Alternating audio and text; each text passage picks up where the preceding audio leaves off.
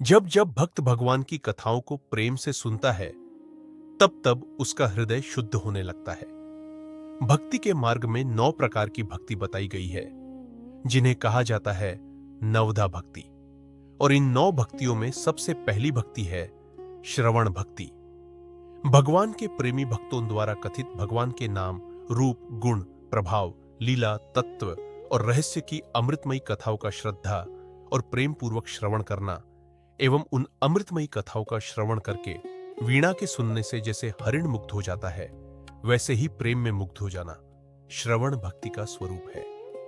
उपर्युक्त श्रवण भक्ति की प्राप्ति के लिए श्रद्धा और प्रेम पूर्वक महापुरुषों को साष्टांग प्रणाम, उनकी सेवा और उनसे नित्य निष्कपट भाव से प्रश्न करना और उनके बतलाए हुए मार्ग के अनुसार आचरण करने के लिए तत्परता से चेष्टा करना, यह श्रवण भक्ति को प्राप्त करने की विधि है। श्रीमद् भगवद गीता में भगवान ने कहा है, तद्विद्य प्रणिपातेन परिप्रश्नेन सेवया उपदेक्ष्यन्ति ते ज्ञानम ज्ञानिनस्तत्त्वदर्शिनः। हे अर्जुन, उस ज्ञान को तू समझ। श्रोत्रिय ब्रह्मनिष्ठ आचार्य के पास जाकर उनको भलीभांति दंडवत प्रणाम करने से, उनकी सेवा करने से और कपट छोड़कर सरलता पूर्वक प्रश्न करने से परमात्मा तत्व को भलीभांति जानने वाले वे ज्ञानी महात्मा तुझे उस तत्व ज्ञान का उपदेश करेंगे। महापुरुषों के द्वारा वर्णित उपर्युक्त श्रवण भक्ति को प्राप्त करके प्रभु में अनन्य प्रेम होने के लिए प्रभु के भक्तों में उसका प्रचार करना, यह उसका प्रयोजन है। यह श्रवण भक्ति महापुरुषों के संग बिना प्राप्त होनी कठिन है। गोस्वामी तुलसीदास जी ने भी कहा है, बिनु सत्संग न हरि कथा तेहि बिनु मोह न भाग, मोह गए बिनु राम पद होय न दृढ़ अनुराग।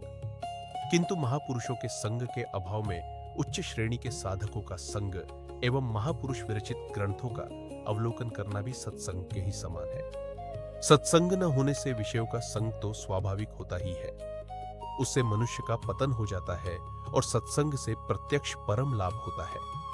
क्योंकि मनुष्य के जैसा जैसा संग होता है, उस संग के अनुसार ही उस पर वैसा वैसा प्रभाव पड़ता है। और श्रवण भक्ति भी सत्संग से ही मिलती है, क्योंकि सत्संग ही श्रवण भक्ति का हेतु है तथा सत्पुरुषों के दर्शन, भाषण, स्पर्श, चिंतन और संग से पापी पुरुष भी परम पवित्र बन जाता है। महापुरुषों की कृपा के बिना कोई भी परम पद को प्राप्त नहीं हो सकता। कि श्रीमद् भागवत में राजा रहुगण के प्रति महात्मा जड़ भरत कहते हैं, रहुगणै तत्तपसा न याति न चेचया निर्वपणाद गृहाद्वा न छंदसा नैव जलाग्नि सूर्यर्विना महत्पादरजोभिषेकम। हे रहुगण, महापुरुषों के चरणों की धूलि में स्नान किए बिना केवल तप, यज्ञ, दान, गृहस्थ धर्म पालन और वेदाध्ययन से तथा जल, अग्नि और सूर्य की उपासना से वह परम तत्व का ज्ञान नहीं प्राप्त होता। श्रीमद् भागवत में भगवान उद्धव के प्रति कहते हैं कि वोसी यथोपश्रय माणस्य भगवन विभावसु शीतम भयम तमोपेति साधुन संसेवतस्तथा अन्नम ही प्राणिनाम प्राणार्ताणाम शरणम त्वहम धर्मो वित्तम नृणाम प्रेत्य संतोर वाग बिभ्यतो रणम। हे उद्धव, जिस प्रकार भगवान अग्निदेव का आश्रय लेने पर शीत, भय और अंधकार का नाश हो जाता है, उसी प्रकार संत महात्माओं की सेवा से संपूर्ण पाप रूपी शीत, जन्म मृत्यु रूपी भय और अज्ञान रूपी अंधकार का नाश हो जाता है। जैसे प्राणियों का जीवन अन्न है और दुखी पुरुषों का आश्रय मैं हूं तथा मरने पर मनुष्यों का धर्म ही धन है, वैसे ही जन्म मरण रूपी भयभीत हुए व्याकुल पुरुषों के लिए संत महात्मा जन परमाश्रय है।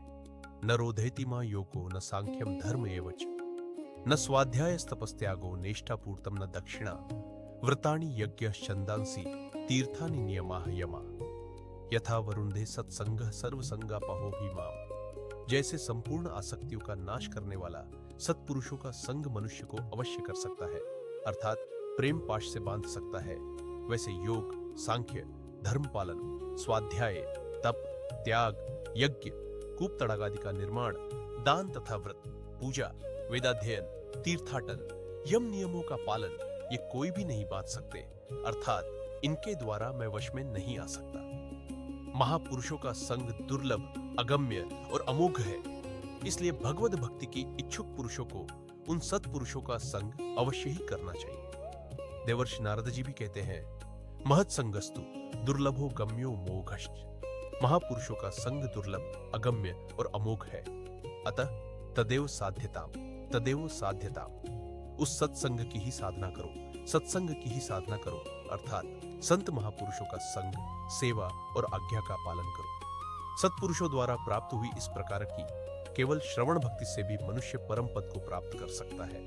यह उसका फल है। भगवान ने श्रीमद् भगवद गीता में कहा है कि यप अन्यत्वेवं जानन्तः श्रुत्वान्येभ्य उपासते तेपि चातितरन्ति एव मृत्यु श्रुति पारायणा।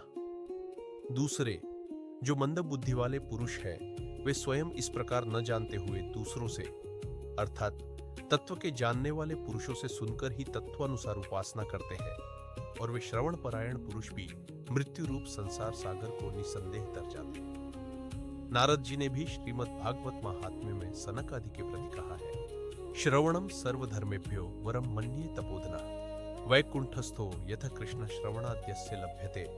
हे तपोधन, मैं भगवान के गुणानुवादक के श्रवण को सब धर्मों से श्रेष्ठ मानता हूँ, क्योंकि भगवान के गुणानुवाद सुनने से वैकुंठ स्थित भगवान की प्राप्ति हो जाती है। केवल श्रवण भक्ति से भगवान की प्राप्ति हो जाती है। इसके लिए शास्त्रों में बहुत से प्रमाण भी मिलते हैं तथा इतिहास और पुराणों में बहुत से उदाहरण भी मिलते हैं। जैसे राजा परीक्षित भागवत को सुनने से ही परम पद को प्राप्त हो गए। श्रीमद् भागवत महात्म्य में लिखा है, असारे संसारे विषय विसंकुल धिया क्षणार्धम क्षेमार्थम पिबत शुक गाठा तुल सुधाम किमर्थम व्यर्थम हो व्रजत कुप्ठे कुत्सित कठे परीक्षित साक्षी यच्छ्रवणकता मुक्ति कठने। हे विषय लंपट विवेक शून्य संसारी व्याकुल बुद्धि वाले पुरुषों, किस लिए कुत्सित वार्तालाप कुमर्ग में व्यर्थ घूम रहे हो। इस असार संसार में कल्याणार्थ कम से कम आधे क्षण के लिए तो शुकदेव जी के मुख से निकली हुई भागवत कथा रूप अनुपम अमृत का पान करो। श्रवण से मुक्ति हो जाती है, इस कथन के लिए परीक्षित साक्षी प्रमाण है। धुंधुकारी जैसा पापी भी केवल भगवान के गुणानुवाद के सुनने के प्रभाव से तर गया तथा शौनकादि बहुत से ऋषि भी पुराण और इतिहास के श्रवण में ही अपने समय को व्यतीत किया करते थे। वे कभी भी नहीं अघाते थे। इस मनुष्य जीवन के लिए और कोई भी इससे बढ़कर आनंददायक श्रवणीय विषय नहीं है, और यह महापुरुषों के संग से ही प्राप्त होता है।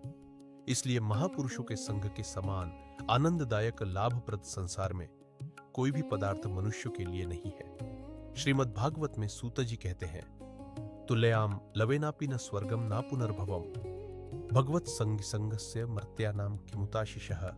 भगवत संगी अर्थात नित्य भगवान के साथ रहने वाले अनन्य प्रेमी भक्तों के निमिष मात्र के भी संग के साथ हम स्वर्ग तथा मोक्ष की भी समानता नहीं कर सकते। फिर मनुष्य के इच्छित पदार्थों की तो बात ही क्या है।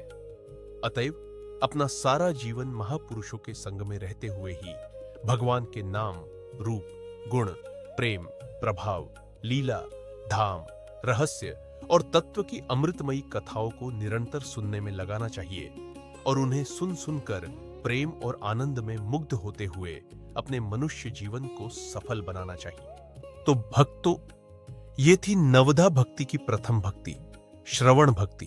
जब कानों में भगवान की कथा प्रवेश करती है तो धीरे धीरे मन संसार से हटकर भगवान में लगने लगता है, क्योंकि जहां भगवत कथा होती है वहां स्वयं भगवान का वास होता है। यदि आपको यह वीडियो पसंद आई हो तो इसे अपने परिवार और भक्त मित्रों के साथ अवश्य साझा करें, और ऐसी ही दिव्य कथाओं, भक्ति रहस्यों से जुड़े वीडियो देखने के लिए चैनल को सब्सक्राइब करना न भूलें। अंत में बस इतना, सुनते सुनते ही मन हरि में रम जाए, यही श्रवण भक्ति की सच्ची पहचान है।